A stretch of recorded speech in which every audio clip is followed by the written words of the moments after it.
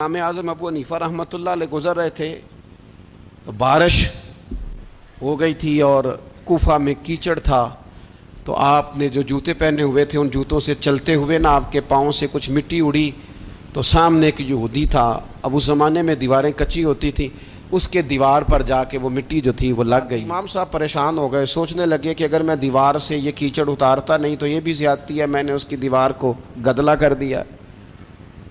اور اگر میں اتارتا ہوں تو کچھ مٹی اس کی دیوار کی بھی اتر جائے گی، کچی دیوار ہے، یہ بھی زیادتی ہے۔ امام صاحب نے اس کے دروازے پہ دستک دی، وہ باہر آیا تو اتفاق سے وہ آپ کا مقروض بھی تھا، اس نے پیسے دینے تھے۔ باہر نکلتے ہی کہنے لگا اوہ آپ تو قرض لینے آ گئے، میرے پاس تو ابھی گنجائش نہیں ادا کرنے کی۔ تو امام صاحب کہنے لگے تو قرض چھوڑ، وہ میں نے معاف کیا،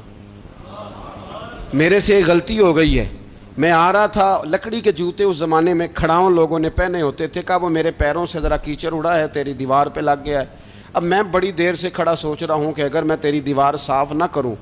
تو میں نے یہ میلی کر دی، گدلی کر دی، یہ بھی بات درست نہیں ہے، زیادتی، اور اگر میں اسے صاف کرتا ہوں کچی دیوار سے کچھ مٹی اتر جائے گی تو یہ بھی زیادتی ہے، اب تو بتا میں کیا کروں۔ تو بے موسمہ پھل تھا نا یہ، تو بے موسمہ پھل دیکھ کے بندہ حیران ہو جاتا ہے، جو باتیں روٹین میں نہ ہو رہی ہوں وہ ذرا انوکھی لگتی ہے، بندہ حیران ہو گیا، غور سے امام صاحب کا چہرہ دیکھنے لگا، غور سے چہرہ دیکھنے لگا، اور پھر تھوڑی دیر سوچنے کے بعد کہنے لگا حضور پہلے میں نے دین اسلام کے بارے میں پڑھا اور سنا تھا، آج میں نے دین دیکھا ہے۔ آپ وہ مٹی کی دیوار پر جو کیچڑ لگ گیا ہے، دیوار کو بعد میں صاف کیجئے گا، پہلے کلمہ پڑھائیں تاکہ میرے اندر کا کفر صاف ہو جائے، مجھے مسلمان کر دیں۔